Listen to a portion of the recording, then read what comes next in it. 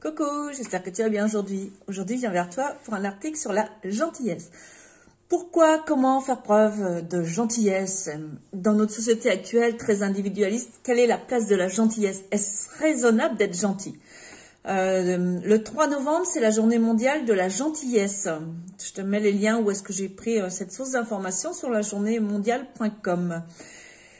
Il paraît que gentillesse rime avec meilleure santé, que les gens gentils sont en meilleure santé que les autres. Comment est-ce possible? En y réfléchissant bien, être gentil au quotidien traduit un état d'esprit quand même plutôt tourné vers le positivisme et une approche sereine par rapport à l'autre. Donc, dire que les gens gentils sont en meilleure santé semble quelque part avoir du sens. Et puis, rappelle-toi que aider les autres, du moins ça c'est ma croyance, que aider les autres, c'est quelque part s'aider soi-même et c'est sur tous les plans, que ce soit sur le plan mental, physique ou spirituel. Alors, c'est vrai qu'on associe parfois la gentillesse au monde des bisounours. T'as pas l'impression que parfois que ce concept, en fait, de la gentillesse sort tout droit de ce monde, du monde de bisounours? Je vois souvent cette citation sur le net. Dans la vie, il faut être bon, mais pas 2 fois. Sinon, on devient bonbon et les gens nous mangent. Toi, t'inspire quoi cette phrase? Oser être bon. Alors, dans notre société très individualiste, comme je l'ai dit, il faut bien quand même le reconnaître. Oser être bon pour certains, ou pour être bon pour autrui, ou être bon pour soi-même, ça peut être très compliqué. Or, dans ces temps un peu mouvementés, n'avons-nous pas tous besoin de solidarité, de bienveillance? Alors, c'est vrai que nos crises existentielles sont l'opportunité de se remettre en question et d'apprendre sur nous-mêmes, de voir les choses différemment, d'agir différemment. Et donc aussi peut-être de prendre conscience que la gentillesse peut en faire partie. Il y a cette loi, la loi de cause à effet. Alors, je vais reprendre ce que dit là-dessus Wikipédia sur la loi de cause à effet. Le principe de causalité s'énonce ainsi. Tout phénomène a une cause. Comme l'écrit Spinoza, d'une cause déterminée résulte nécessairement un effet.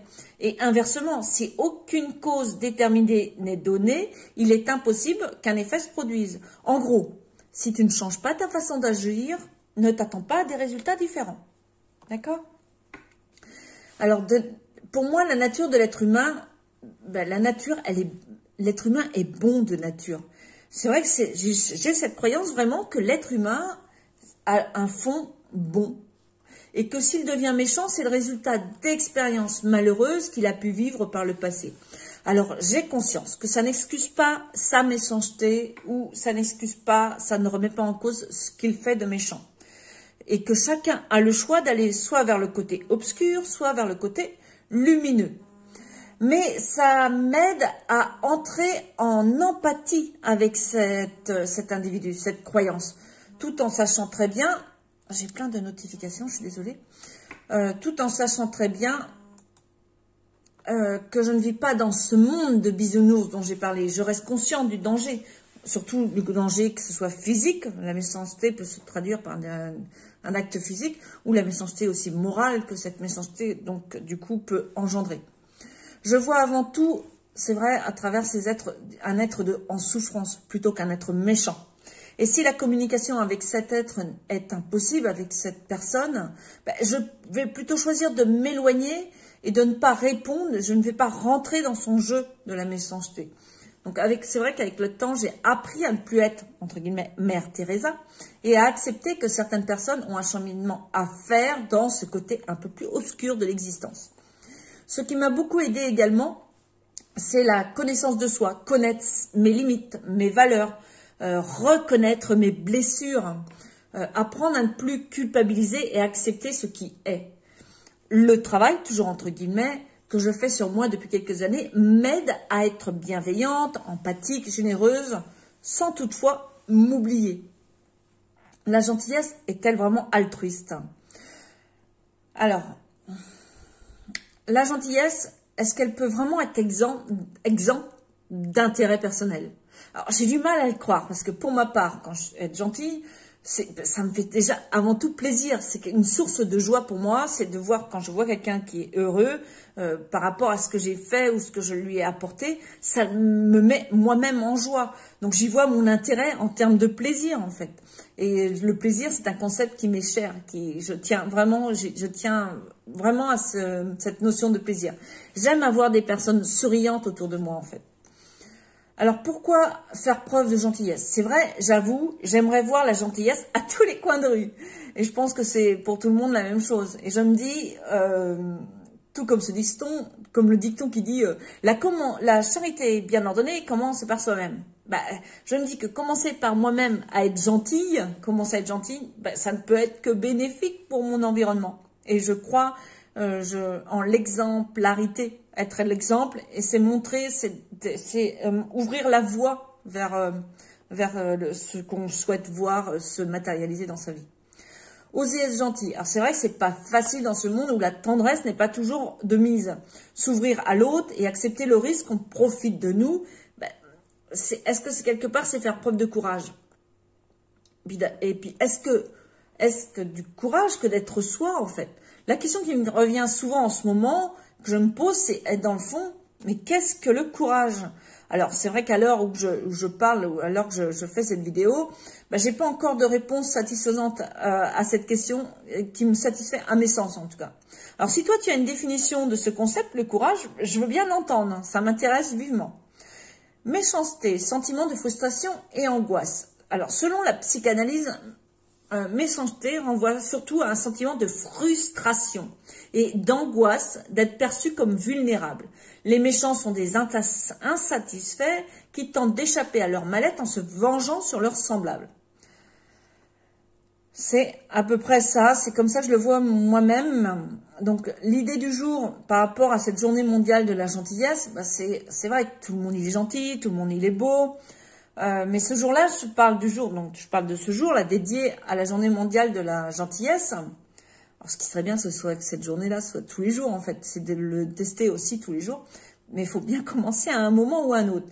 C'est d'être en pleine conscience vis-à-vis des gestes de gentillesse que l'on donne. C'est d'être encore plus sympa que d'habitude. Bienveillant, bienfaisant, de distribuer un peu de tendresse, de la douceur et de contaminer par notre gentillesse. Alors, je te mets une liste d'idées à exploiter pour être un peu plus gentil que d'habitude, que de coutume. Donc, je t'invite aussi à relire mon article que j'avais écrit « Pourquoi sourire et comment faire ?» Parce que sourire et dire bonjour aux personnes que l'on croise, c'est déjà un geste de gentillesse, pour moi en tout cas. Malgré le fait que la politesse nous apprend à ne pas être gentil du coup, puisque la politesse nous apprend à ne pas adresser la parole aux inconnus. Il y a que certaines habitudes qu'il faudrait quelquefois peut-être qu'on change. Alors une autre idée à exploiter, c'est d'offrir un livre qui t'a bien motivé, etc. D'ailleurs, je te rappelle qu'il existe des boîtes à livres un peu partout. Maintenant, je te mets des sites, il y a boîte à livres, zonelivre.fr et boîte à lire aussi. Tu peux aussi, si t'as pas de boîte à livres, t'en crées une. Une boîte bien fermée, hermétique que tu mets devant chez toi et que tu déposes des livres. Ça peut être aussi une idée à exploiter pour faire preuve de gentillesse. J'aime bien aussi l'idée de laisser un mot gentil sur le pare-brise d'une voiture, du style vous êtes une belle personne aujourd'hui. Voilà, tu peux trouver sur internet plein de phrases qui vont dans ce sens. Donc, alors c'est vrai que j'aime bien la gentillesse, pas pour être gentil en fait, mais dire un mot, quelque chose d'inattendu, même si c'est donné comme ça à titre vraiment gratuit et sans savoir à qui on s'adresse, je trouve ça toujours, c'est un petit plus dans la vie d'une personne, dans la journée d'une personne. Alors offrir un café à quelqu'un, voilà, ça peut être anonyme voilà, ou bien de façon anonyme aussi.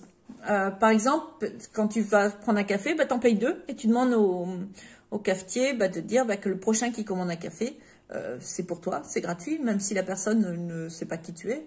Peu importe, la gentillesse aussi, c'est sans attendre de l'autre. J'ai trouvé aussi une autre idée très originale, c'est d'envoyer une carte postale à un inconnu choisi dans l'annuaire. Je trouve ça trop fun. Alors, je suis sûre que tu pourras rallonger la liste des idées à faire pour être un peu plus gentil dans la journée. Tu peux me les noter dans les commentaires, ça sera utile à tout le monde. Donc, comment être plus gentil sans se faire avoir? Ça, c'est souvent la question. Je commencerai par dire qu'il faut apprendre à savoir donner, mais sans attente. Tu le fais vraiment parce que tu as envie de le faire. C'est pas pour autre chose. Ensuite, c'est de connaître ses propres limites. Se respecter avant tout. Savoir écouter son intuition. S'il y a un doute, bah, du coup, il faut mieux s'abstenir que de le faire. C'est apprendre à se faire confiance. Alors, à faire confiance aux autres et aussi à se faire confiance. La confiance en soi, ou plutôt le manque de confiance en soi, c'est un sujet qui revient souvent sur le tapis lors de mes accompagnements. D'ailleurs, je vais noter de suite de faire un article sur ce sujet. Mais attention, parce que c'est vrai que derrière le manque de confiance en soi, on a l'habitude de tout mettre derrière en fait. Et c'est de s'en servir comme excuse pour pas passer à l'action. Donc c'est pour ça que je pense que un sujet sur cette thématique-là serait bienvenu. Et puis, je te rappelle que la gentillesse, c'est contagieux. C'est comme le sourire, c'est contagieux. Il suffit de commencer pour découvrir la gentillesse des autres. Tu es gentil avec quelqu'un, bizarrement, cette personne va te renvoyer quelque chose aussi d'aussi gentil. Alors, je me suis inspirée pour cet article d'un site qui s'appelle Journée de la gentillesse, psychologie.com. Voilà ce que j'avais envie de te partager aujourd'hui. Là-dessus, je te souhaite une belle fin de journée dans la joie et la bonne humeur. Je tiens vraiment l'intention que ce soit le cas. Ce n'est pas qu'une formule de politesse que j'emploie à chacun de mes articles. Je te souhaite vraiment une très très belle fin de journée dans la joie et la bonne humeur. Tu es vraiment une belle personne et ne l'oublie pas. Bye bye, à bientôt.